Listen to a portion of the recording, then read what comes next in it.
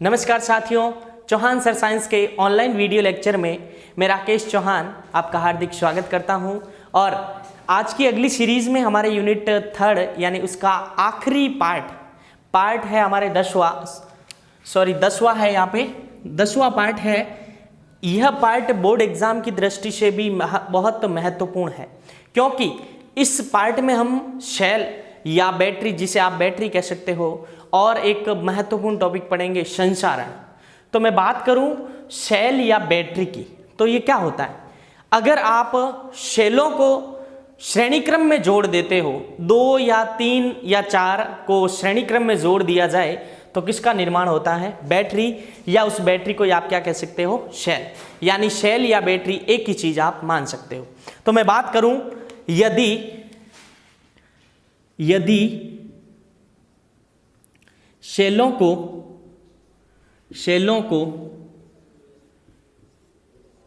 श्रेणी क्रम में, यदि शेलों को श्रेणी क्रम में जोड़ दिया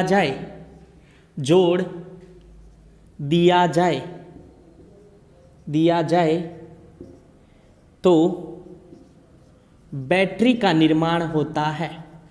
बैटरी का निर्माण होता है, या आप उसे सेल भी बोल सकते हो। जैसे यहाँ पे ये धनात्मक सिरा और ये इसका ऋणात्मक नेगेटिव, इसको वापस आगे जोड़ दो, एक और धनात्मक, ये धनात्मक और ये वापस ऋणात्मक, इसको आगे और जोड़ दिया जाए, धनात्मक ऋणात्मक, तो इस प्रकार ये किसका निर्माण हो जाता है? बैटरी का निर्माण हो जाता है। मैं बात करूं, इस अध्याय में हम 2 प्रकार के शेल पढ़ेंगे, एक तो primary shell and secondary shell. यानी महत्वपूर्ण है, जो सेल है 2 प्रकार के होते हैं। आपको पीडीएफ नोट्स मिल जाएगी, उसमें पूरा विस्तृत मिल जाएगा। सेल 2 प्रकार के होते हैं। सेल कितने प्रकार के होते हैं? 2 प्रकार के होते हैं। तो उनमें से जो पहला है उसे बोला जाता है प्राथमिक शेल। पूरा डिटेल से पढ़ेंगे प्राथमिक शेल क्या है। और जो दूसरा है वो है द्वितीयक शेल।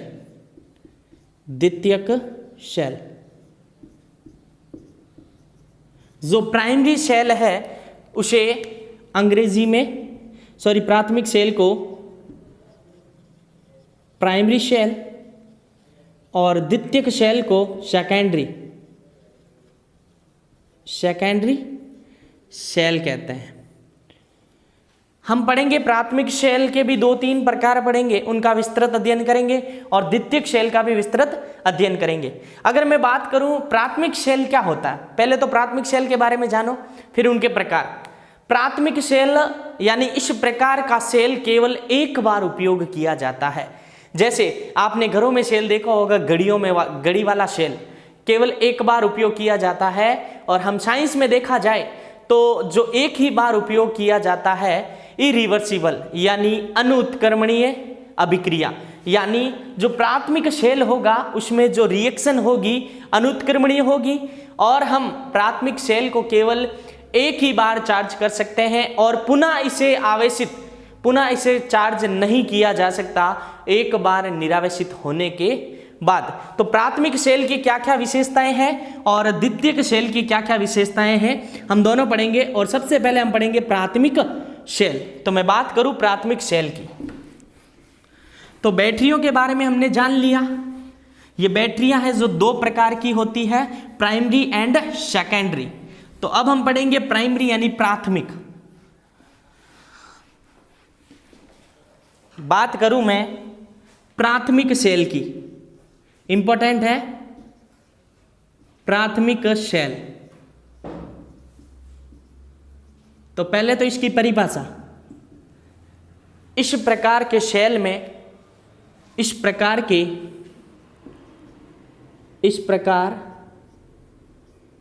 के शेल में होने वाली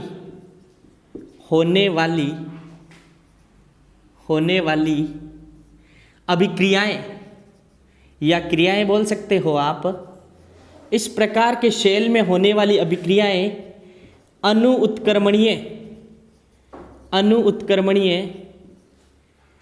अनुत्क्रमणीय होती है। यानी केवल कहाँ होती है, अगर मैं इसको और विस्तृत से लिखना चाहूँ तो ये अभिक्रियाएं केवल एक दिशा में होती हैं, अर्थात केवल एक ही दिशा में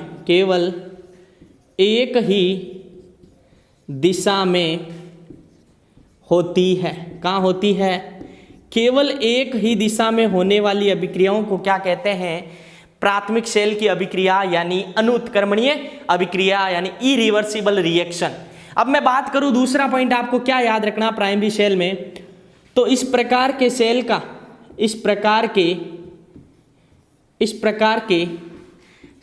का उपयोग केवल एक ही बार किया जाता, केवल एक ही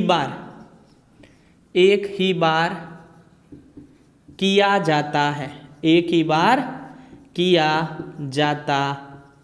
है, यानी एक ही बार उपयोग किया जाता है। यानी अगर केमिस्ट्री की लैंग्वेज में बोला जाए तो एक ही बार निरावेशित होने के बाद उसे आप पुनः चार्ज नहीं कर सकते हो।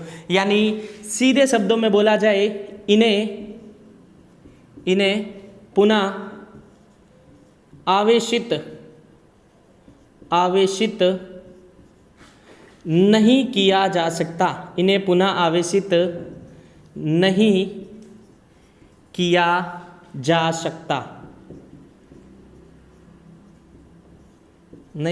सकता है। और एक पॉइंट याद रखना, सन 1868 में सर्वप्रथम जो वैज्ञानिक थे लेक्लांसे, इन्होंने प्राथमिक शेल के बारे में बताया। तो आपको प्राइमरी शेल यानी प्राथमिक शेल के बारे में मुख्यतः ये बातें याद रखनी है कि इस प्रकार के शेल में जो होने वाली क्रिया है वो इरिवर्सिबल यानी अनुत्क्रमणीय का अर्थ होता है केवल एक ही दिशा में होने वाली, यानी जो हमारे पास प्रोडक्ट था उससे जो रिएक्टेंट प्राप्त हो गया वापस उस रिएक्टेंट से प्रोडक्ट की ओर नहीं जा सकते, यानी प्रोडक्ट वापस प्राप्त नहीं कर सकते। और इस प्रकार के सेल का उपयोग केवल एक ही बार किया जाता है, और यूज एंड थ्रो सेल भी आप इसे बोल सकते हो, क्योंकि इनका उपयोग केवल एक बार किया जाता है और इन्हें आवेशित नहीं कर सकते पुनः, जो गड़ी में सेल होता है। जैसे एग्जाम्पल मैं बात करूं प्राथमिक सेल के अंदर एक उदाहरण है जो बहुत इंपॉर्टेंट है, हम दो उदाहरण पढ़ेंगे। पहला उदाहरण बता रहा हूं मैं, शुष्क सेल बोला जाता है जिसे, उसकी बनावट और उसकी क्रियाविधि और उसकी मैकेनिज्म यानी जिसे रिएक्शन बोला जाता है एनोड पे क्या होती है। तो इंपॉर्टेंट है ये भी, क्योंकि आज का पूरा वीडियो या लेक्चर पूरा बोर्ड की दृष्टि से इंपॉर्टेंट है। यानी मैं बात करूं शुष्क सेल की, शुष्क सेल यानी ड्राई शेल, या एग्जाम में आ सकता है लेक्लांसी शेल।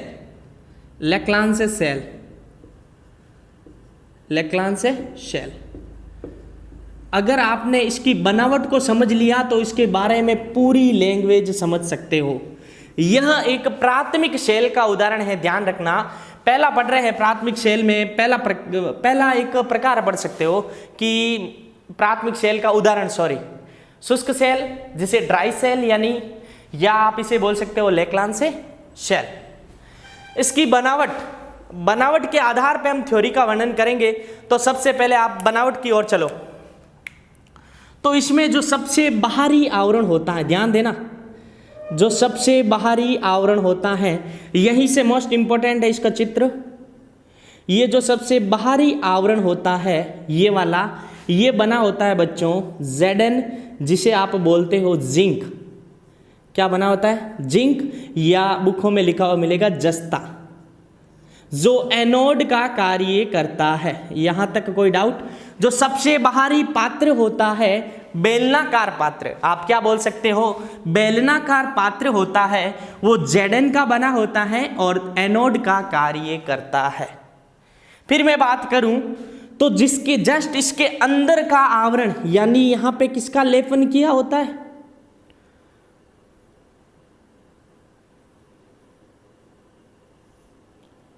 यहां पे ये अंदर किसका लेपन किया हुआ होता है,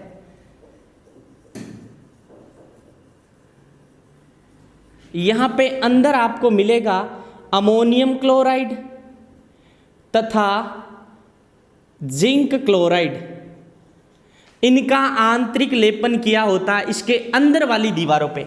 बाहर वाली ये दीवार तो किसकी है, Zn की, और इसका आंतरिक पार्ट पे किसका लेपन, अमोनियम क्लोराइड और जिंक क्लोराइड का। फिर जस्ट इसके अंदर चलते हैं तो एक बीच में थैलीनुमा आकृति, ध्यान देना, ये इसमें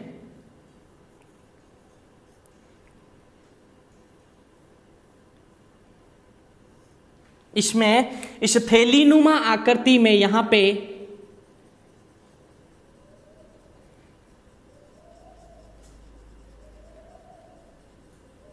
ये भरा होता है MnO2, जिसे मैग्नीज डाइऑक्साइड व कार्बन यानी सी, इनका पेस्ट भरा होता है, और साथ में गोंद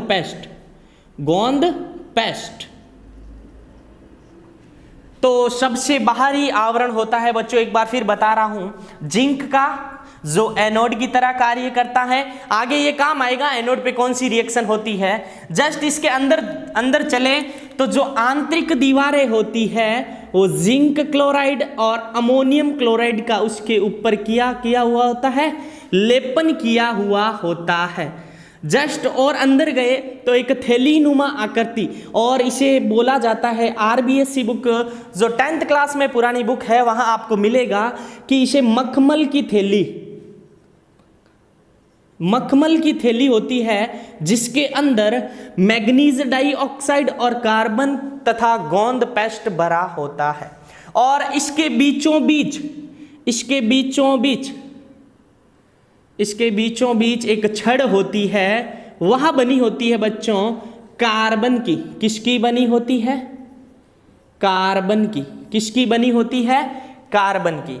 और कार्बन की छड़ बनी होती है, यहाँ पे एनोड हो गया तो वो कार्बन की छड़ है, कैथोड की तरह कार्य करती है। ये पूरी लैंग्वेज लिखनी है इस सेल में। और यहाँ पे जो आवरण किया जाता है विद्युतरुद्ध आवरण, यहाँ पे ये है आवरण विद्युतरोधी बोल सकते हो, करंट नहीं आए, कागज लपेट दिया जाता है, कागज, वो भी विद्युतरोधी। और एक छिद्र रखा जाता है, जहाँ से मान लो यहाँ छिद्र रख दिया, यहाँ से अमोनिया गैस निकलेगी, लास्ट में अभिक्रिया के समय हम देखेंगे। तो मैं थोड़ा इसको इजी बनाने के लिए, अब लैंग्वेज लिखने में आसानी हो, इसीलिए मैं यहाँ पे ये जो कैथोड की छड़ है, सॉरी कार्बन की छड़ है, इनको इधर लिख रहा हूँ, कार्बन यानी सी। और जो ये टोपी होती है ऊपर वाली, ये भी पूछा जा सकता है, कॉम्पिटिटिव एग्जाम में पूछा जाता है यहाँ से क्वेश्चन। और ये जो टोपी होती है वो बनी होती है पीतल की, तांबा और जिंक का मिश्रण होता है पीतल। तो ये जो आंतरिक पेस्ट है उसको भी मैं इधर लिख रहा हूं, यहां पे ये वाला वापस जो बीचों बीच मखमल की में मैग्नीज डाइऑक्साइड और कार्बन प्लस गोंद पेस्ट, यहां तक कोई दिक्कत। और ये जो आंतरिक दीवारों पे अमोनियम क्लोराइड, आंतरिक दीवारों पे ये रही आंतरिक दीवार है, यहां लिख देता हूं, क्या होता है, अमोनियम क्लोराइड तथा जिंक क्लोराइड। ये लेक्चर बहुत लंबा होने वाला है, यानी 1-1.5 घंटे की क्लास होने वाली है, और बोर्ड एग्जाम की दृष्टि से वेरी वेरी इंपॉर्टेंट लेक्चर है ये। यूनिट 3 यानी इलेक्ट्रोकेमिस्ट्री का और आखिरी पार्ट है। इस पार्ट में हम इस यूनिट को पूरा कवर कर लेंगे। तो इस प्राथमिक शेल में जो जो लिखा दिख रहा है वही लिखना है। तो एक बार फिर समझा रहा हूं, जो सबसे बाहरी आवरण, ये लो भाई साहब बाहरी आवरण, ये जो सबसे बाहरी आवरण होता है ये किसका बना होता है, जिंक का। किसका, जिंक का, जो किसकी तरह कार्य करता है, एनोड की तरह। तो मैं लिख रहा हूं पहला पॉइंट, इस प्रकार के शेल में, इस प्रकार के शेल में, इस प्रकार के शेल में, इस प्रकार के शेल में सबसे बाहरी आवरण, सबसे बाहरी आवरण, आवरण Zn, जिसे आप बोलते हो जिंक का बना होता है, जिंक का बना होता है। यहां तक कोई दिक्कत? जो प्राथमिक सेल का पहला उदाहरण है शुष्क सेल, जिसे ड्राई सेल या लेक्लांसी सेल, जो सबसे बाहरी आवरण होता है वो किसका बना होता है? जिंक यानी जस्ते का, तथा एनोड की तरह कार्य करता है, तथा एनोड की तरह कार्य करता है। किसकी तरह कार्य करता है? एनोड की तरह कार्य करता है। यहां तक कोई दिक्कत? दूसरे पॉइंट की ओर बढ़ रहा हूं। सबसे बाहरी आवरण हो गया, जस्ट अंदर चले तो जो यहां पे अमोनियम क्लोराइड और जिंक क्लोराइड का क्या किया होता है? लेपन किया हुआ होता है। जिंक के आंतरिक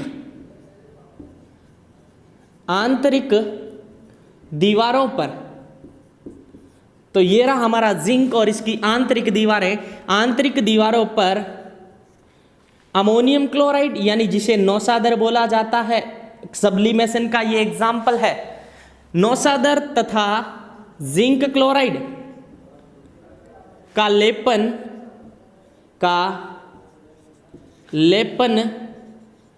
किया हुआ होता है। यहां तक कोई दिक्कत बच्चों? 2 पॉइंट लिखे, वो भी समझ के। तीसरे पॉइंट की ओर बढ़ रहा हूं। जो इसके जस्ट इसके अंदर एक मखमल की थैली होती है, तो इसके बीचों बीच, इसके मध्य में, ऐसे लिख दो, इसके मध्य में एक मखमल, लिख सकते हो आप, मखमल की थैली होती है, थैली नुमा आकृति थैली होती है। इसमें वेरी इंपॉर्टेंट है, इसमें कार्बन, मैग्नीज डाइऑक्साइड व गोंद पेस्ट भरा होता है, व गोंद पेस्ट भरा होता है, पेस्ट भरा होता है। यहां तक कोई दिक्कत बच्चों? जो दिख रहा है वही लिख रहे हैं। सबसे बाहरी आवरण जिंक, इसी क्लास में याद होना चाहिए आपको। सबसे बाहरी आवरण जिंक, जस्ट अंदर के दीवारों पे लेपन किया होता है ammonium chloride and zinc chloride, और जस्ट अंदर जाते ही जो एक थैली नुमा आकृति होती है उसमें भरा होता है कार्बन, मैग्नीज डाइऑक्साइड बोला जाता है इसे, और गोंद पेस्ट भरा होता है। और इसके बीचों बीच और इसके मध्य, यानी किसके मध्य? थैली के मध्य, और इसके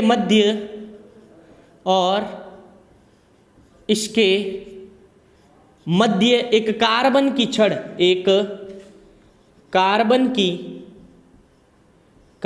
की छड़ होती है।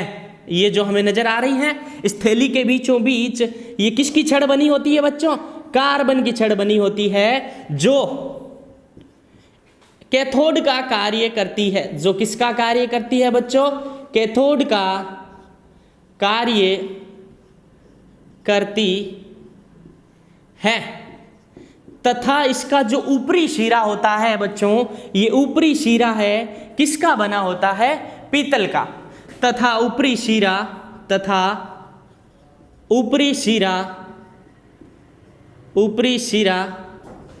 पीतल का बना होता है, पीतल का बना होता है। किसका बना होता है? पीतल का बना होता है। और यहाँ पे आप लास्ट लाइन आप लिखना, मैं बोल रहा हूँ कि जो इसका ये आवरण किया होता है, विद्युत रोधी कागज का आवरण किया होता है, और यहाँ पे एक जगह होती है जहाँ से अमोनिया गैस निकलती है। कौन सी गैस निकलती है? Ammonia gas. आप चाहो तो इसका स्क्रीनशॉट ले सकते हो, जल्दी लीजिएगा। और स्क्रीनशॉट लेने के बाद अभी ये सेल पूरा नहीं हुआ, मैं चाहता हूं कि ये सेल आपको इसी क्लास में याद हो, यानी एक बार क्विकली मैं बता रहा हूं फिर से। शुष्क सेल जिसे ड्राई सेल बोला जाता है या लेक्लांसी सेल, ड्राई सेल इसको अंग्रेजी में कहा जाता है, या इसे आप लेक्लांसी सेल या आप इसे प्राइमरी सेल का उदाहरण कह सकते हो। तो मैं बात करूं इसकी बनावट की, तो सबसे बाहरी आवरण, जो चित्र समझ में आ गया जिसको आप लैंग्वेज अपने हिसाब से लिख सकते हो, तो जो सबसे बाहरी आवरण है वो किसका बना होता है? Zn यानी जिंक या जस्ता, जो किसकी तरह कार्य करता है? एनोड की तरह कार्य करता है। जस्ट अंदर चले, जो अंदर का लेपन किया हुआ होता है, जस्ट इसके अंदर जो अमोनियम क्लोराइड और जिंक क्लोराइड का लेपन किया हुआ होता है।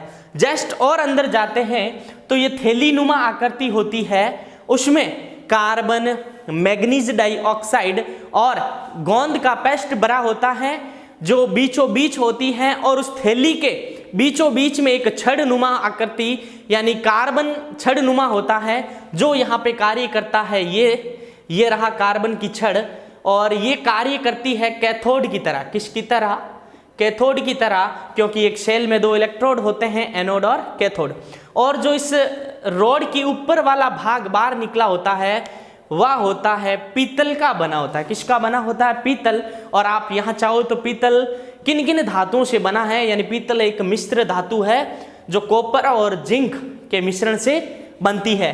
और यहाँ पे ये जो टोपी पीतल की बनी होती है, और यहाँ पे एक जगह होती है जहाँ से अमोनिया गैस बाहर निकलती है, और यहाँ पे किसका लेपन किया हुआ होता है? विद्युत रुत कागज का लेपन किया हुआ होता है। तो आप स्क्रीनशॉट ले सकते हो। और अब हम पढ़ेंगे एनोड पे कौन सी रिएक्शन होती है और कैथोड पे, और एनोड और कैथोड को जोड़कर संपूर्ण सेल रिएक्शन किसके लिए? शुष्क सेल के लिए। सेल की अभिक्रिया पढ़ेंगे। सेल का हमने पूरा चित्र द्वारा वर्णन पढ़ लिया, और अभिक्रिया भी इंपॉर्टेंट है। अगर आप एग्जाम में रिएक्शन नहीं लिखोगे तो आपको नंबर नहीं मिलेंगे। तो जो एनोड पे होता है ऑक्सीडेशन, और जो कैथोड पे होता है रिडक्शन, यानी ऑक्सीकरण, और कैथोड पे होता है अपचयन। तो एनोड पे कौन है? यहाँ पे Zn। आप एक तरीका तो ये है, और आप एक चाहो तो ये डायरेक्ट याद रख सकते हो। अभी दोनों तरीका बताऊंगा। तो Zn जो इलेक्ट्रॉन डोनेट करके Zn का क्या हो रहा है? ऑक्सीकरण हो रहा है। तो Zn+2 में और 2 इलेक्ट्रॉन। अब क्या हुआ? जो Zn+2 यहाँ पे इस विद्युत अपघटे के साथ मिल गया। यहाँ पे जो NH4Cl था, Zn+2 होता है एक्वा सॉल्यूशन। +2 किसी के ऊपर आयन आने के कारण वो एक्वा सॉल्यूशन में कन्वर्ट हो जाता है, और वो अमोनियम क्लोराइड के साथ, किसके साथ? अंदर किसका पेस्ट भरा हुआ है? अमोनियम क्लोराइड या जिंक क्लोराइड का। तो Zn+2 है अमोनिया गैस के साथ, इसको 4 से गुणा किया है अभिक्रिया को संतुलित करने के लिए। तो यहाँ पे ZnNH3 इसे बोला जाता है 4, जो 1 मिनट, यानी ZnNH3 का होल ट्राइस, सॉरी ट्रेट्रा। 4 को क्या बोला जाता है? स्प्लिट हो गया माइंड से। 4 को बोला जाता है ट्रेट्रा। तो यहाँ पे ये +2 आयन है जो यहाँ थे।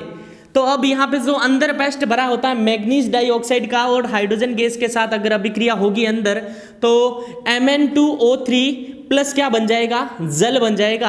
आपको ये याद करना ही पड़ेगा, याद करना ही पड़ेगा, क्योंकि पूछा जाता है एग्जाम में शुष्क सेल के लिए एनोड तथा कैथोड पर अभिक्रिया लिखिए, 1 नंबर का क्वेश्चन पूछा जा सकता है। और मैं बात करूं कैथोड पर, तो जो अमोनिया आयन है 2 इलेक्ट्रॉन ग्रहण करके अमोनिया गैस, अभी मैंने बताया था अमोनिया गैस निकलती है लास्ट में, यहाँ कोई भी छिद्र होता है वहां से, और H2 साथ में हाइड्रोजन गैस। तो ये होती है एनोड पे और ये होती है कैथोड पे। रिएक्शन आपको याद करना ही पड़ेगा। मैं बात करूं टोटल रिएक्शन को, अगर डायरेक्ट आप लिखना चाहो, इन दोनों के झंझट में ना पड़ो डायरेक्ट, तो हमें पता है सबसे बाहरी आवरण किसका बना होता है? जिंक का। ये लो जिंक का। जस्ट अंदर जाते हैं, कौन आता है? Ammonium chloride. अभिक्रिया को संतुलित करने के लिए 2 से आगे गुणा कर दिया, तो ZnCl2 बन जाएगा। यहां से Zn और यहां से Cl2 बाहर आ गया, और यहाँ पे 2NH4 पड़ा है, तो 2NH3 आ गया, और 2H+ और 2 इलेक्ट्रॉन, और जस्ट यहां से ये जो 2 इलेक्ट्रॉन और 2H प्लस है ये वापस अंदर किससे क्रिया करेंगे, 2H प्लस और E इलेक्ट्रॉन है जस्ट अंदर मैग्नीज डाइऑक्साइड से, तो Mn2O3 और क्या बना देंगे, जल। ये होती है total reaction for dry cell, शुष्क सेल के लिए संपूर्ण अभिक्रिया। आप दोनों लिख के ये लिखो तो भी बेटर है और डायरेक्ट ये लिखो तो भी बेटर है। अब हम प्राथमिक सेल का दूसरा उदाहरण, बहुत ही महत्वपूर्ण है और बोर्ड 2021 के एग्जाम में 100% पूछे जाने के चांसेस हैं। मरकरी सेल बहुत इंपॉर्टेंट है। मरकरी सेल ये प्राथमिक सेल का हम दूसरा एग्जाम्पल पढ़ रहे हैं। पहला हमने पढ़ा था ड्राई सेल, लेक्लांसी सेल। अब यह वेरी इंपॉर्टेंट लगाना आप, क्योंकि आज का लेक्चर है जो आपके बोर्ड एग्जाम की दृष्टि से इंपॉर्टेंट है। इंपॉर्टेंट लगाना 80% चांस है बोर्ड एग्जाम 2021 में। मैं मानता हूं कि ये बहुत ही इंपॉर्टेंट है, इसीलिए आप ध्यान दीजिएगा। मरकरी सेल क्या होता है, तो पहले इस सेल के बारे में बता दूं आपको। तो इस सेल से है जो स्थायी धारा का मान प्राप्त किया जा सकता है। पहले मैं बताऊंगा आपको स्थायी धारा क्या होती है।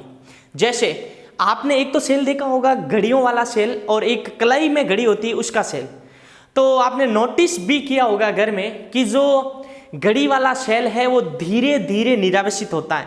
यानी कहने का अर्थ यह है कि जब वो घड़ी वाला सेल धीरे धीरे निरावेशित होता है, अर्थात वो घड़ी एकदम नहीं रुकती है, यानी धीरे धीरे टाइम बैक होता जाता है। यानी हमारी कलाई वाली घड़ी में 5 बजे है, अगर वो दीवार वाली घड़ी का सेल निरावेशित होगा तो धीरे धीरे उसमें बैक हो जाएगा, 3 बजेगी, फिर 2 बजेगी। यानी कहने का मतलब निरावेशित होता रहेगा, धीरे धीरे धारा का मान कम होगा, फिर एंड समय में वो रुक जाएगा।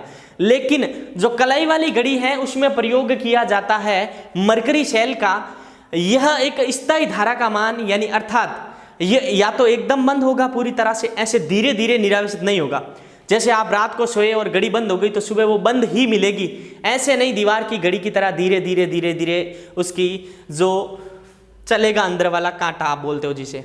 यानी मरकरी सेल से स्थायी धारा का मान आपको समझ में आ गया होगा कि जब भी खत्म हुई धारा तो ऑटोमेटिक बंद, यानी घड़ियों वाला सेल है जो धीरे धीरे बंद होता है वो प्रयोग किया जाता है शुष्क सेल यानी लेक्लांसी सेल का। जो कलाई वाली घड़ी होती है उसमें होता है मरकरी सेल। तो पहला पॉइंट लिखना आपको अगर एग्जाम में आ जाए तो इस प्रकार के सेल से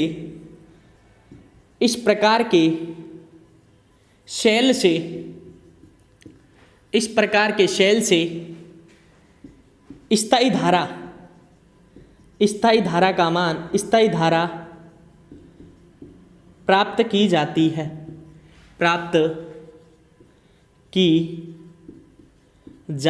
है। यहां तक कोई डाउट? अब मैं इसका जो चित्र बनाऊंगा उसी के माध्यम से आपको लिखनी है लैंग्वेज। तो जो एक बटन नुमा सेल होता है, इसकी आकृति ऐसी होती है, बुक में आपको अलग मिलेगी लेकिन आपको ये बनाना सीखना है ऐसा, ये। और इसमें 3 प्लेट होती है। कितनी प्लेट होती है मुख्यतः? 3। यानी मैं ऐसे बना रहा हूं तीनों को, आप चाहो तो पूरा खोल के भी बना सकते हो। ये है 3, जिसमें से पहली,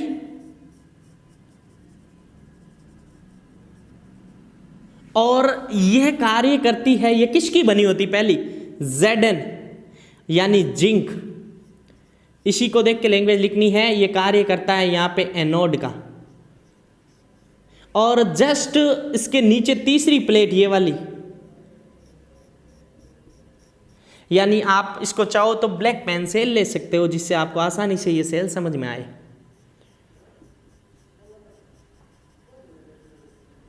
यह कार्य करता है यहाँ पे HgO मर्क्यूरिक ऑक्साइड, जो यहाँ पे कार्य करेगा कैथोड की ओर। किसकी ओर बच्चों? यहाँ पे ये मेरे एक बनाने का अर्थ है, यहाँ पे पूरी पूरी प्लेट है और इसके मध्य, जो इसके मध्य भरा होता है वैद्युत अपघटे, इलेक्ट्रोलाइसिस जिसे बोलते हो आप, यह यहाँ पे भरा होता है। किसका भरा होता है इलेक्ट्रोलाइसिस? KOH। इसे बोला जाता है पोटेशियम हाइड्रोक्साइड, पोटेशियम हाइड्रोक्साइड, जो एक प्रबल क्षार है। क्या है? प्रबल क्षार, इसे आप कास्टिक पोटाश भी कह सकते हो, कास्टिक पोटाश प्रबल क्षार के श्रेणी में आता है। ये जलीय विलयन में पूरी तरह से आयनीकृत होकर OH- आयन देता है। तो आप चाहो तो इसको पूरा कैसे बना सकते हो, ध्यान देना, यहाँ पे ये प्लेट है, कहने का अर्थ ये हुआ, ये पूरी, और डिटेल से बना सकते हो आप इस शेल को। और जो ये दूसरी है, जो ऊपर वाला Zn का कार्य करता है, वो ये वाली प्लेट है, ऐसे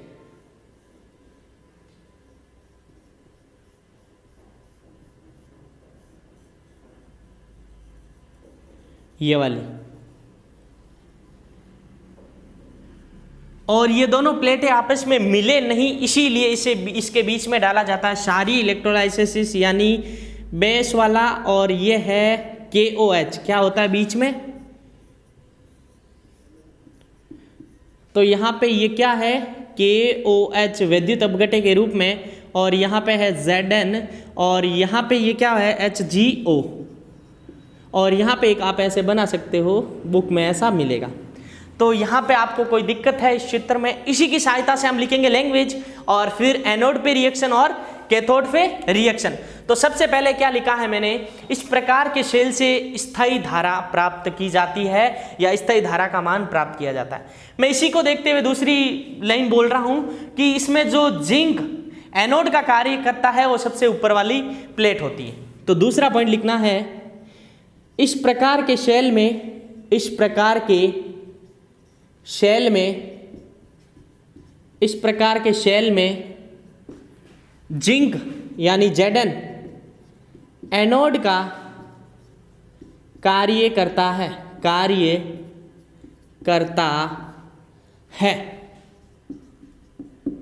दूसरा पॉइंट लिखना, इस सेल में, इस सेल में HgO मर्क्यूरी ऑक्साइड जो कैथोड का कार्य करता है, कैथोड का कार्य करता है, और इन दोनों के मध्य, यानी एनोड व कैथोड के मध्य, इन दोनों के मध्य, इन दोनों के मध्य KOH को वैद्युत अपघटे के रूप में, वैद्युत अपघटे, वैद्युत अपघटे के रूप में भरा जाता है, भरा जाता है। तो इन सेलों का उपयोग कहाँ किया जाता है, कलाई वाली सेल ले सकते हो आप, कैलकुलेटर को ले सकते हो। आपने कभी देखा कैलकुलेटर धीरे धीरे बंद होता है, कहने का मतलब एकदम बंद हुआ तो पूरी तरह से बंद हो जाएगा, और हाथ में कलाई वाली घड़ी होती है, उसमें बटन नुमा सेल आते हैं, वो मर्क्यूरी सेल होते हैं। कौन से होते हैं, मर्क्यूरी सेल।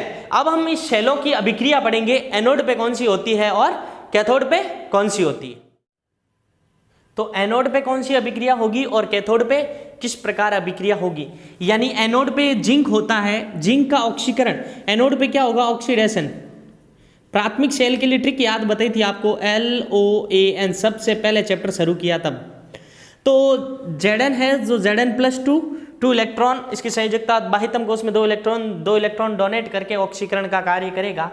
तो जैसे ही ये ऑक्सीकरण Zn यहाँ आया तो यहाँ पे KOH होता है, कौन होता है, K+ और OH-। यहाँ पे ये Zn+2 आया एक्वा सॉल्यूशन में, तो किसके पास जाएगा, ये OH- के पास। किसके पास, Zn+2 है, किसके पास गया, OH- के साथ। यहाँ पे +2 है तो यहाँ कितने से गुणा कर दूं, 2 से गुणा, तो यहाँ बन जाएगा जिंक हाइड्रोक्साइड। और यह एक महत्वपूर्ण बात बताने जा रहा हूँ आपको केमिस्ट्री से रिलेटेड। जब भी किसी का ऐसे प्राप्त हो आपको, जैसे CaOH2, MgOH2, ये एक बहुत महत्वपूर्ण बात है जो बेसिक है आपके लिए। जब भी ऐसा प्राप्त हो तो इसका अर्थ ये होता है जिसके साथ जो धातु जुड़ी हुई है उसके ऑक्साइड में क्या डाला गया है, पानी डाला गया है। यानी अगर इसके साथ देखूं तो ये जिंक है जुड़ी हुई धातु, और इसका ऑक्साइड कब बनेगा, O, और इसमें क्या डाला गया है, पानी डाला गया है, तभी ये प्राप्त हुआ। अगर मैं बात करूं CaOH की, तो Ca धातु है और O है और इनके साथ क्या डाला गया है, पानी डाला गया है। इसी प्रकार MgO है और इसके साथ क्या डाला गया है, पानी। यानी देखा जाए जिंक हाइड्रोक्साइड, यानी जिंक हाइड्रोक्साइड को वापस तोड़ा जाए तो ZnO मूल धातु और ऑक्सीजन, और क्या बाहर निकल जाएगा, जल बाहर निकल जाएगा। और अगर एनोड पे पूरी रिएक्शन देखी जाए, इसकी जोड़ की जाए, अगर आपको एनोड वाली पूरी अभिक्रिया समझ में आ गई, एनोड पे अगर पूरी अभिक्रिया देखा जाए तो ध्यान देना, इस Zn+2 से ये Zn+2 गया और इस ZnOH होल ट्वाइस से ये वाला OH होल ट्वाइस गया।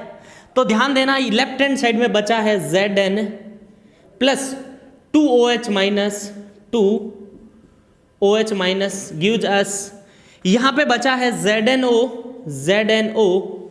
प्लस जल और +2 इलेक्ट्रॉन। यहां तक कोई दिक्कत? जब यहां तक आपको समझ में आ गया है, इसी ट्रिक से याद करना एग्जाम में जाओ जब, तो जो ये प्राप्त हुई है संपूर्ण अभिक्रिया, इसी का उल्टा लिख दो कैथोड पे, और कैथोड पे कौन होता है, HgO। यानी इस अभिक्रिया को मैं उल्टा लिख रहा हूं और Zn की जगह ले रहा हूं Hg। यहां से उल्टा लिखना स्टार्ट कर रहा हूं, Zn की जगह ले लिया HgO अपने स्थान पे प्लस जल अपने स्थान पे +2 इलेक्ट्रॉन, इधर आए तो Zn की जगह लेना Hg, Zn की जगह क्या लेना, Hg +2OH माइनस। तो यहां से हम डायरेक्ट संपूर्ण अभिक्रिया प्राप्त कर सकते हैं। कैथोड पे ये अभिक्रिया इंपॉर्टेंट है और डायरेक्ट एनोड पे ये अभिक्रिया इंपॉर्टेंट है। तो आपको एग्जाम में पूछा जाएगा एनोड पे रिएक्शन, तो आप डायरेक्ट ये लिख सकते हो, और कैथोड पे पूछा जाए तो आप ये लिख सकते हो। जल्दी से इसका स्क्रीनशॉट ले लीजिए। फिर बढ़ते हैं आगे सेकेंडरी सेल के बारे में, और इस सेल के बारे में जो थोड़ी बहुत जानकारी है वो आपको PDF में एक्स्ट्रा। तो हमने प्राथमिक सेल को पढ़ लिया था और अब पढ़ेंगे सेकेंडरी सेल। द्वितीयक सेल क्या होता है, प्राथमिक सेल का उल्टा। यानी जिस प्रकार हम प्राथमिक सेल को केवल एक ही बार उपयोग ले सकते हैं, अगर देखा जाए सेकेंडरी सेल को आप बार बार उपयोग ले सकते हो, यानी पुनः चार्ज करके उनका उपयोग लिया जा सकता है।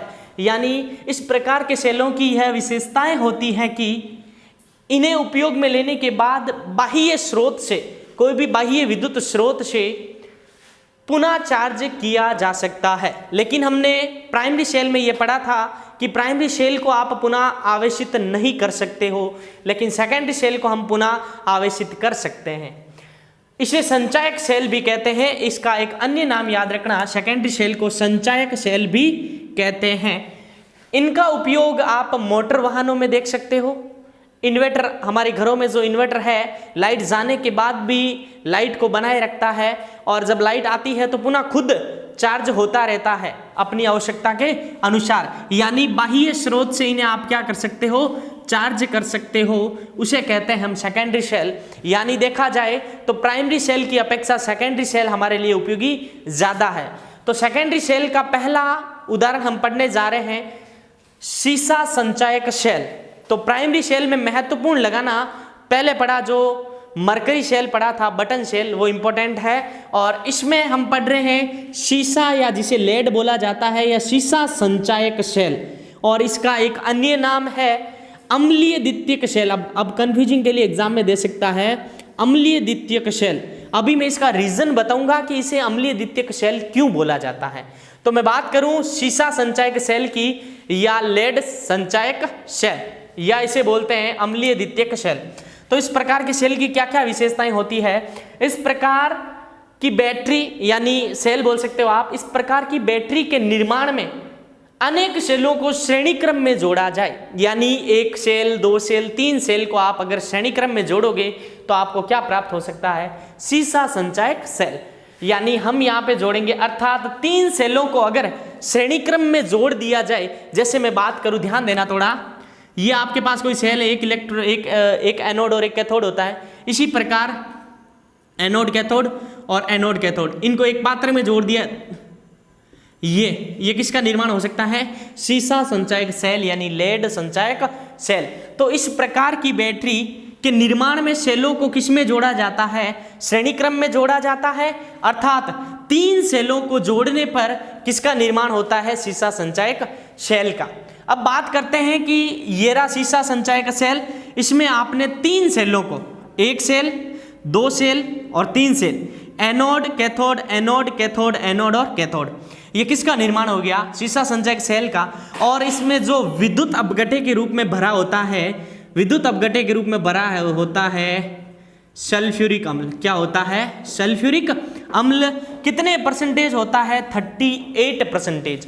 तो अगला पॉइंट ये है, इसमें विद्युत अपघट्य के रूप में 38% सल्फ्यूरिक अम्ल का उपयोग किया जाता है, इसीलिए इसे द्वितीयक अम्लीय सेल कहते हैं। यानी इस सेल में विद्युत अपघट्य के रूप में अगर क्षार लेते, आगे एक उदाहरण पढ़ेंगे क्षार का, यहाँ पे क्या ले रहे हैं? अम्ल ले रहे हैं, इसीलिए इसे अम्लीय द्वितीयक सेल कहते हैं। अब अगला पॉइंट क्या लिखना है आपको इस चित्र के माध्यम से, इसमें जो एनोड पे कौन होता है बच्चों? एनोड पे होता है लेड। यानी अगला पॉइंट लिखना है इसमें लेड जो एनोड का कार्य करता है, एनोड का कार्य करता है। किसका कार्य करता है? एनोड का कार्य करता है।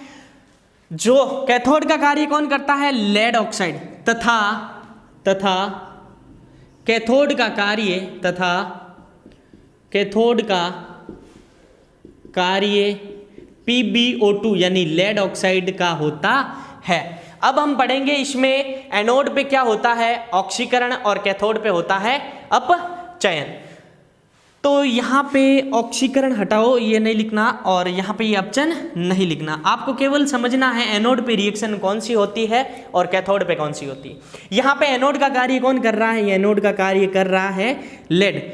तो लेड +2 आयन में, यहाँ पे ये लेड सॉलिड स्टेट में था, +2 आयन यानी एक्वा सॉल्यूशन हो गया, 2 इलेक्ट्रॉन डोनेट कर दिया।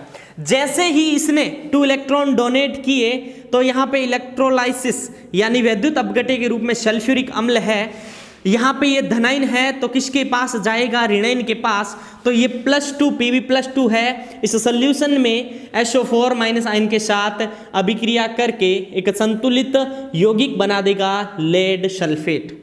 यहाँ तक समझ में आया।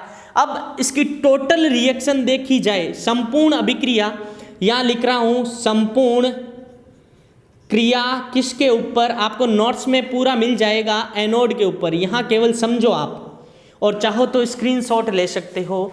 मैं बात करूं यहाँ पे Pb+2, अगर देखा जाए बच्चों तो इस Pb+2 से ये वाला कट गया, बचा कौन कौन? Pb+SO4-2, और इधर कौन बचा? PbSO4+2 electron. तो यह है संपूर्ण अभिक्रिया किसके ऊपर? एनोड के ऊपर। किसके ऊपर? एनोड के ऊपर। मैं बात करूं कैथोड के ऊपर, तो ठीक उसी प्रकार जब कैथोड के ऊपर होता है अपचयन, क्या होता है? अपचयन यानी इलेक्ट्रॉन ग्रहण करता है, तो ये बना किसका होता है? PbO2 का। तो जैसे ही ये इसके अंदर जाता है इलेक्ट्रॉन, तो यहाँ पे ये जो प्लस वाला है इसके और आकर्षित होगा, तो PbO2 4+2 इलेक्ट्रॉन, Pb+2 2H2O। तो जो ठीक यहाँ पे बना है PbSO4, तो वहां पर भी क्या बनेगा? PbSO4 ही बनेगा। तो Pb+2 SO4- PbSO4। अगर कैथोड पे टोटल रिएक्शन पूछी जाए आपको, इन दोनों अभिक्रिया में ध्यान देना, टोटल रिएक्शन कैसे प्राप्त होगी, ध्यान दीजिएगा। यहाँ पे Pb+2 से Pb+2 कट गया, और देखो कोई कट तो नहीं रहा है, नहीं कट रहा है, तो इसको पूरा का योग कर दो, ये हो जाएगी संपूर्ण क्रिया। संपूर्ण क्रिया किसके ऊपर होगी? ये कैथोड के ऊपर। किसके ऊपर? कैथोड के ऊपर। तो यहाँ पे जो लेड ऑक्साइड PbO2+4 इलेक्ट्रॉन, यहाँ पे ये 2 इलेक्ट्रॉन के साथ ऐड हो जाएंगे, और यहाँ पे जो लेफ्ट हैंड साइड में कौन है? और PbO2 4H+ और SO4-2, और अभिक्रिया गिव्स अस, यहाँ पे क्या प्राप्त हुआ? PbSO4 + 2H2O। तो यह किस पे हो जाएगी, संपूर्ण शेल रिएक्शन किस पर हो जाएगी, कैथोड के ऊपर, यानी एनोड पे हो गई और कैथोड पे हो गई। अगर पूरी तरह से प्राप्त करना चाहो तो एनोड का योग और कैथोड का क्या कर देना, योग कर देना। तो अगर आपको इस सेल की संपूर्ण अभिक्रिया, ये तो हो गई कैथोड पर कैथोड की संपूर्ण अभिक्रिया, सॉरी एनोड पर एनोड की संपूर्ण रिएक्शन, कैथोड पर कैथोड की संपूर्ण रिएक्शन। अगर इस सेल की पूरी अभिक्रिया चाहिए तो एनोड पे जो अभिक्रिया है, कैथोड पे अभिक्रिया है, उनको जोड़ दो। यानी क्या करेंगे, अब हम आगे ध्यान देना, थोड़ा बहुत इजी है, आपने स्क्रीनशॉट ले लिया होगा, नहीं तो वीडियो के नीचे आपको आज मैं डिस्क्रिप्शन में लिंक दे रहा हूं पीडीएफ का, वहां से भी आप डाउनलोड कर सकते हैं। और हमारे ग्रुप, टेलीग्राम ग्रुप में जुड़ने के लिए मैं आपको एक लिंक दे रहा हूं, वहां जुड़े, वहां सभी प्रकार की पीडीएफ जो भी पढ़ाया गया है वहां उपलब्ध है। तो वीडियो अच्छा लगे तो उन दोस्तों के साथ शेयर कीजिएगा। तो आगे बढ़ते हैं। एनोड के ऊपर जो संपूर्ण सेल रिएक्शन है, एनोड के ऊपर जो संपूर्ण सेल रिएक्शन है, मैं लिख रहा हूं एनोड पर क्या है, एनोड के ऊपर Pb प्लस SO4 माइनस 2 और PbSO4 प्लस 2 इलेक्ट्रॉन। यहां तक कोई दिक्कत? और मैं बात करूं कैथोड की,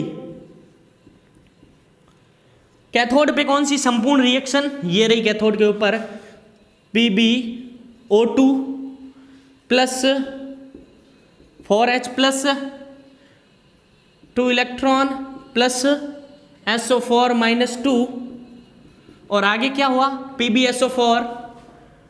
PbSO4 और साथ में क्या हो गया H2O। अब इसकी संपूर्ण शेल रिएक्शन क्या होगी, ध्यान देना, जो कट रहा है उसे काट दो।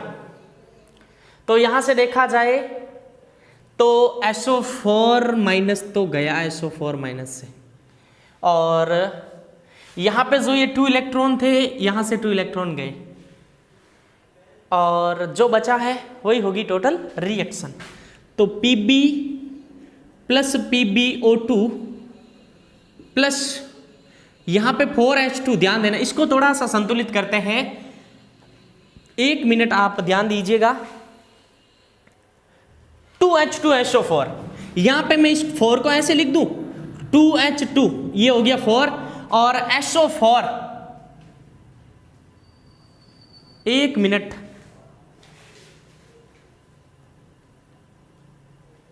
और बाद में क्या प्राप्त हुआ, 2H2SO4 2PbSO4 और साथ में क्या प्राप्त हुआ, जल। इस प्रकार ये संपूर्ण अभिक्रिया आप लिखिए पूरा। SO4 माइनस 2 और SO4 माइनस 2 कितने हो गए, 2SO4 हो गए, और इस 4H को लिख दिया H2O, और SO4 कितने हैं, 2 हो गए, इनको काटना नहीं है, सॉरी। तो यह क्या हो जाएगी, total reaction for secondary cell, किसके लिए, सीसा संचायक सेल। यह है इंपॉर्टेंट अभिक्रिया और इस सेल का वर्णन आपके सामने पड़ा है। अब हम इंपॉर्टेंट था मरकरी सेल, उसी प्रकार इसको भी आप लगाओगे इंपॉर्टेंट निकल कैडमियम सेल। तो नाम से पता चल रहा निकल, इसमें या तो एनोड या कैथोड का होगा, और कैडमियम है या वो कैथोड या एनोड का होगा। तो इसे कहेंगे, एक अन्य नाम है इसका क्षारीय सेल, द्वितीयक क्षारीय सेल। क्यों? क्योंकि इसमें जो इलेक्ट्रोलाइसिस यानी विद्युत अपघटय है वो क्षार लिया जाता है, ये थोड़ा याद रखना आप। तो कुछ नहीं है, ज़्यादा हार्ड नहीं है। इस प्रकार के सेल में Cd यानी कैडमियम है, किसका कार्य करता है, किसका कार्य करता है बच्चों, एनोड का कार्य करता है, तथा कैथोड पे होता है NiOH होल थ्राइस होता है, यानी कैथोड बना होता है NiOH होल थ्राइस का, और जो एनोड का कार्य करता है वो होता है कैडमियम। और इस दोनों के बीच वैद्युत अपघटय के रूप में क्या भरा होता है, वैद्युत अपघटय के रूप में भरा होता है KOH यानी पोटेशियम हाइड्रोक्साइड। और प्रत्येक सेल की जो रिएक्शन है वो बेहद इंपॉर्टेंट है, चाहे एनोड पे हो, चाहे कैथोड पे हो, चाहे टोटल रिएक्शन हो। मैं बात करूं इसमें, अब हमने यहाँ पे ये पढ़ा है कि ये जो अभिक्रिया है, सॉरी, यहाँ पे जो एनोड का कार्य करेगा वो कौन करेगा, कैथोड। यानी एनोड पे अकॉर्डिंग टू लॉन ऑक्सीकरण होगा, क्या होगा, ऑक्सीकरण। तो ये जो कैडमियम है अपने 2 इलेक्ट्रॉन डोनेट करके 2+ बनाएगा। जैसे ही इसने इलेक्ट्रॉन डोनेट किए तो ये किसका सॉल्यूशन बन गया, एक्वा सॉल्यूशन। किसका सॉल्यूशन, एक्वा सॉल्यूशन। और अब हमें पता है कि इलेक्ट्रोलाइसिस यानी वैद्युत अपघटय के रूप में क्या है, KOH, और ये K+ और OH- में टूटता है। तो ये एक्वा सॉल्यूशन है और ये एक्वा सॉल्यूशन KOH के पास जाएगा तो किसके साथ जुड़ेगा, माइनस वाले के साथ। और यहाँ पे ये CD यहाँ पे 2 है तो इसको कितने से गुणा कर दूं, 2 से गुणा कर दूं तो CdOH होल ट्वाइस बन जाएगा। और आपको अभी बताया था किसी भी धातु का हाइड्रोक्साइड हमेशा कैसे बनता है, धातु ऑक्साइड के साथ अगर जल मिला दिया जाए यानी जल की अभिक्रिया करवा दी जाए तो यहाँ पे जो कैडमियम हाइड्रोक्साइड है वो कैसे बना था, CdO और H2O से। अब देखी जाए यहाँ पे टोटल रिएक्शन जो बन रही है उसे बना दो, यानी यहाँ पे CD+2 से CD+2 कट रहा है और देखा जाए और जो भी कट रहा है आप उन्हें काट सकते हो। अगर देखा जाए तो यहाँ जो टोटल रिएक्शन होगी, एक मिनट थोड़ा, CD और 2OH, यहाँ पे CD, यहाँ पे ये भी कट रहा है थोड़ा, ये देखो, तो CD प्लस 2OH क्या बनेगा, CD प्लस 2OH और CDO प्लस क्या निकल जाएगा बाहर, जल, और साथ में प्लस 2 इलेक्ट्रॉन, क्या होंगे, प्लस 2 इलेक्ट्रॉन। तो द टोटल रिएक्शन एनोड पे क्या होगी, ये वाली, और इसी की उल्टी हो जाएगी किसके ऊपर, कैथोड के ऊपर। तो कैथोड के ऊपर यहाँ पे क्या होता है, कैथोड के ऊपर एक बार बता देता हूँ, NiOH होल थ्राइस किस में कन्वर्ट होगा, NiOH होल ट्वाइस में।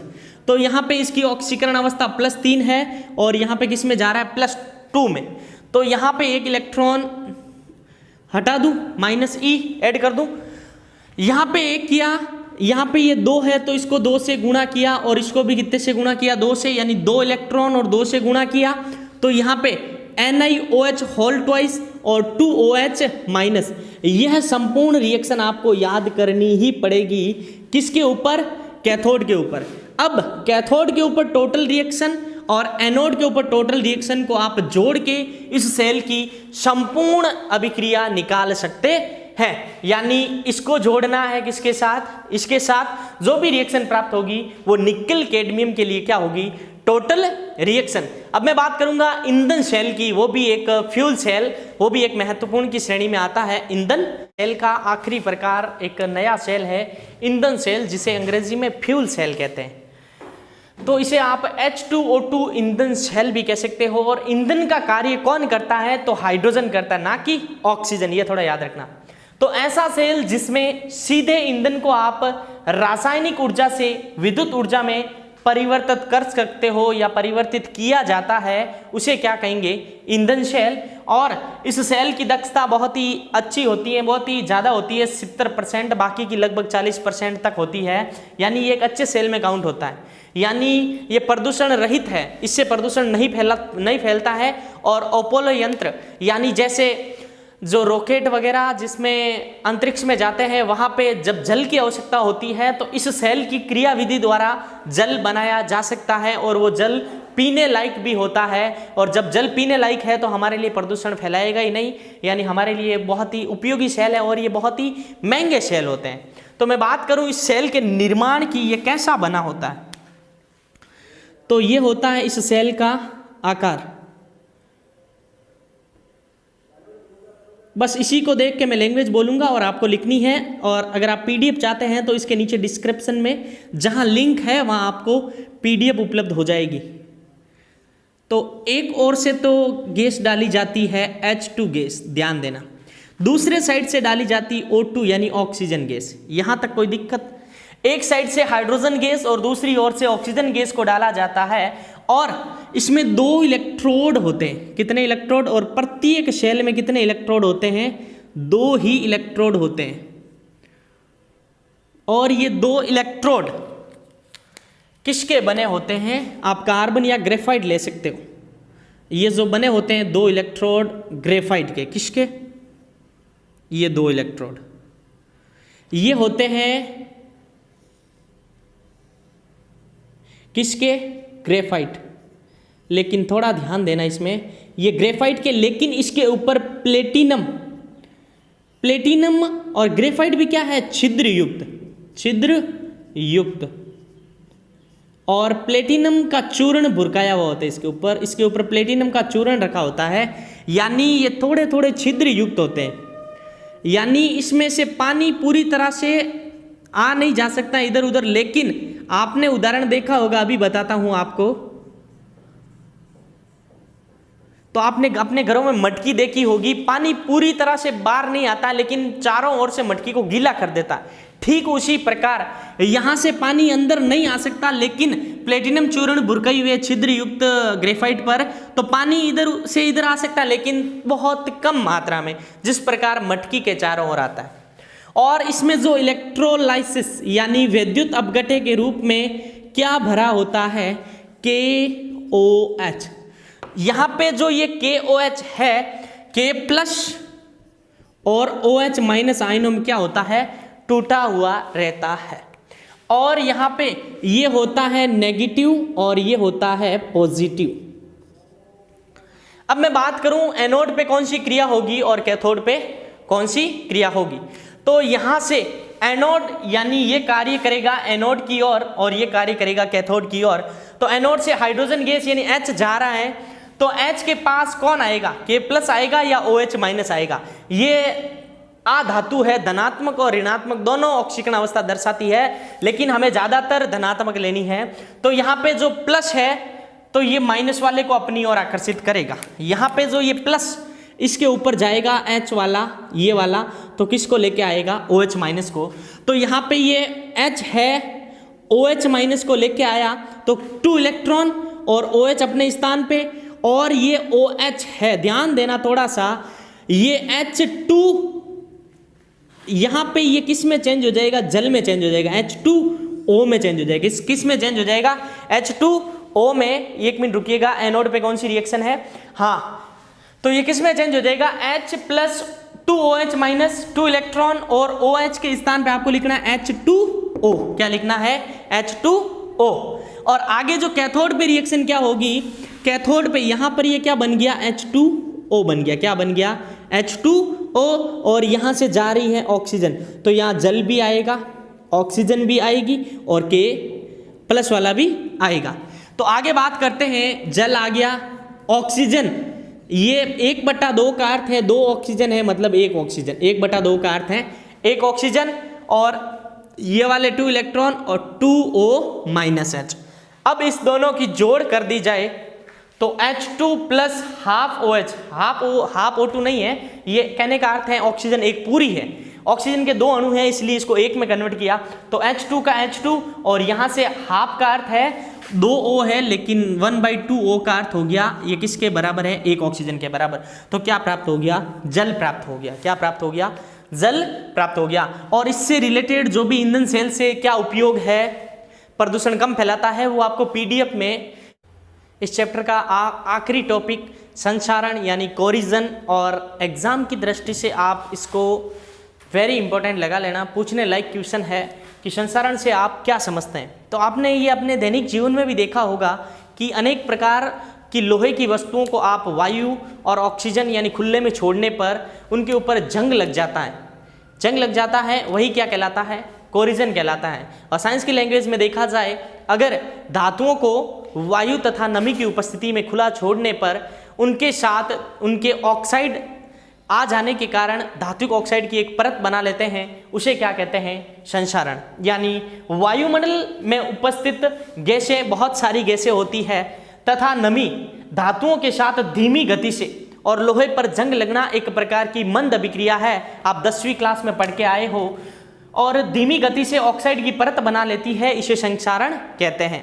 यानी लोहे की वस्तुओं पर जंग लगना एक प्रकार का संचारण का उदाहरण है। और चांदी का बदरंग होना, वैसे देखा जाए तो चांदी एक निष्क्रिय धातु में आती है, वो एक सक्रियता श्रेणी पढ़ी थी हमने 10वीं क्लास में, यानी KNaCa MgAl Zn AppB HgAgAu, जो सिल्वर है उस श्रेणी में सबसे नीचे आती है, तो वो ऑक्सीजन के साथ तो क्रिया करती नहीं है। और कॉम्पिटिटिव एग्जाम में यहाँ से क्वेश्चन पुटअप होता है कि सिल्वर के ऊपर किसकी परत आ जाती है, तो सिल्वर के ऊपर सल्फाइड की परत के कारण उसका रंग बदरंग यानी काली, चांदी का काली पड़ना आप अपनी लैंग्वेज में बोलो तो वो भी एक संचारण का उदाहरण है। और कॉपर तथा तांबा का बदरंग होना या चांदी का बदरंग होना, यहाँ पे कॉपर का बदरंग नहीं, यहाँ चांदी लिखो आप, चांदी का बदरंग होना, और जो कॉपर और पीतल का हरा होना, तो किसके उदाहरण है, संचारण के उदाहरण। और यह एक वैद्युत रासायनिक प्रक्रम है। क्या है? वैद्युत रासायनिक प्रक्रम। तो इसको हम एक पूरे उदाहरण के माध्यम से समझेंगे कि लोहे के ऊपर जंग कैसे लगता है। केवल हमने सुना है संसारण और लोहे की वस्तुओं पर जंग लगता है, केमिस्ट्री में कैसे जंग लगता है, आइए उन जंग को पढ़ते हैं। तो कंटिन्यू रहोगे इसमें तो ये फायदा ये है कि हमारे पास एक कोई लोहे की एक कोई वस्तु है, ये लोहे की रोड है, यहाँ पे ये क्या है बच्चों? लोहा। यहाँ तक कोई प्रॉब्लम? शुरुआत कर रहा हूँ, इसको समझाने की कोशिश कर रहा हूँ। लोहा है और लोहे के ऊपर ये मैंने बनाई है एक बूंद। ये बूंद है, ये किसकी बूंद है? पानी की बूंद है बच्चों। किसकी बूंद है? ये लोहे की वस्तु है और उसके ऊपर एक बूंद बनाई है मैंने पानी की। तो यहाँ पे मैंने लिखा है बूंद, यानी किसकी है? पानी की। मतलब कौन है? H2O। और लोहे पर आपने देखा होगा पूरी तरह से जंग नहीं लगता, एक साइड में लगता है। जहां पर जंग लगता है, जहां पर जंग लगता है वहां अशुद्धि, जहां पर जंग लगता है वहां अशुद्धि, जहां पे अशुद्धि होगी, ध्यान देना इसमें लैंग्वेज यही लिखनी है, जहां अशुद्धि होती है वहां कौन होता है? कैथोड। कौन होता है? कैथोड। और जहां अशुद्धि नहीं होती है, शेष भाग क्या होगा यहाँ पे? एनोड। क्या होगा? एनोड। तो एनोड पे अभिक्रिया समझना बहुत ही इंपॉर्टेंट है। एनोड पे कौन है? लोहा यानी आयरन, वही है, पूरा आयरन है, यानी ये वाला एनोड का मैं मान लेता हूं। तो आयरन पर क्या हो रहा है? ऑक्सीकरण Fe+2 और 2 इलेक्ट्रॉन में। यहां तक कोई प्रॉब्लम? जो अशुद्धि मैंने यहाँ पे ली है, ये अशुद्धि है, अशुद्धि होगी वहां क्या मानेंगे हम? कैथोड। और शेष भाग ये आयरन है, किसका है? एनोड का। तो एनोड पे ऑक्सीकरण, क्योंकि हमने ये पढ़ा है यह एक वैद्युत रासायनिक प्रक्रम है, तो इसमें एनोड और कैथोड होगा। तो Fe है जो Fe+2 2 इलेक्ट्रॉन में, ये वाली अभिक्रिया में ध्यान देना। अब जब ये धीरे Fe+ धीरे धीरे धीरे धीरे यहाँ आएगा पानी के संपर्क में, Fe+2 किसके संपर्क में आएगा? पानी के संपर्क में। और आप साइंस के स्टूडेंट हो तो ये समझ लो धीरे धीरे, Fe+2 है तो ये एक्वा सॉल्यूशन होगा, Fe केवल है तो ये सॉलिड होगा, ये थोड़ा समझो। तो यहाँ पे ये Fe+2 है तो पानी है, पानी में कौन कौन होते हैं? H+ और OH-। तो ये जाहिर सी बात है किसके पास जाएगा? OH- के पास। तो यहाँ से ये मैंने अभिक्रिया यहाँ लिखी है, Fe+ है, किसके पास गया? OH- के पास। तो फेरस हाइड्रोक्साइड, ये बना दिया FeOH2। अब क्या होगा? मैं मान रहा हूं कि यहाँ पे इस जल में ऑक्सीजन तो होगी, तो यहाँ पे ये वायु की मात्रा अधिक है, ऑक्सीजन की मात्रा क्या है? यहाँ अधिक। तो ये बचा हुआ इलेक्ट्रॉन E- है, वो कहाँ जाएगा? इस अशुद्धि वाले क्षेत्र में जाएगा। तो यहाँ पे एक तो क्या है? जल है यानी H2O, और एक तो ये 2 इलेक्ट्रॉन चला गया, और साथ में ऑक्सीजन का एक अणु लेना है, O2 है एक अणु, लेकिन एक ऑक्सीजन केवल लेना परमाणु, तो हाफ कर दो आप, तो इसके क्या बनेगा? 2OH-, यानी ये वाली अभिक्रिया मैंने यहाँ पे लिखी। तो अब एनोड पे कौन सी अभिक्रिया होगी? ये वाली अभिक्रिया एनोड पे, तो ये वाली अभिक्रिया एनोड पे। और कैथोड पे कौन सी अभिक्रिया होगी? 2 अभिक्रिया कैथोड पे, H2+2 इलेक्ट्रॉन, H2O2, ये वाली तो यहाँ आ गई, और एक ये वाली Fe+2 + 2OH- और FeOH2। ये हो गई एनोड और कैथोड पे। एक मिनट ध्यान दीजिएगा, जो संपूर्ण रिएक्शन है वो मैं लिख रहा हूं, संपूर्ण रिएक्शन है वो मैं यहां लिख रहा हूं FeOH2। जो हमने H2 लिया है उसका पता नहीं कितना भी X ले लो, प्लस Y लिया है O2, जो भी बनेगा Fe2O3.XH2O, इसे ही बोला जाता है जंग। क्या कहा जाता है? जंग। तो इस प्रकार साथियों आज की क्लास में हमने शेल क्या होते हैं, उनके प्रकार, प्राइमरी शेल और सेकेंडरी शेल, फिर हमने पढ़ा था ईंधन शेल, और लास्ट में वेरी इंपॉर्टेंट, आप इस वीडियो के नीचे आज मैं PDF लिंक दूंगा जहां पे ये शॉर्ट नोट्स हैं। यहाँ पे तो आपको केवल समझाया गया है, इससे रिलेटेड कुछ छोटी छोटी बातें हैं वो आपको नोट्स में और डीपली मिल जाएगी। तो अगर आप नए हैं चौहान सर साइंस के ऑनलाइन वीडियो लेक्चर पे, तो प्लीज़ चैनल को सब्सक्राइब कीजिए, और वीडियो अच्छा लगे तो लाइक कीजिएगा, और अपने दोस्तों के साथ शेयर जरूर करें। आज हमारा ये यूनिट 3 है, पूरी तरह से इलेक्ट्रोलाइसिस चैप्टर हमने पूरा डिटेल से पढ़ लिया। अगर फिर भी आपको इस चैप्टर से रिलेटेड किसी भी प्रकार की समस्या है तो आप हमें कमेंट बॉक्स में जरूर बताइएगा। उसके लिए मैं एक वीडियो लेक्चर बनाऊंगा, प्रॉब्लम सेशन का एक वीडियो लेक्चर। धन्यवाद, मैं आपसे विदा लेता हूं, फिर मिलते हैं एक नए अध्याय के साथ। धन्यवाद।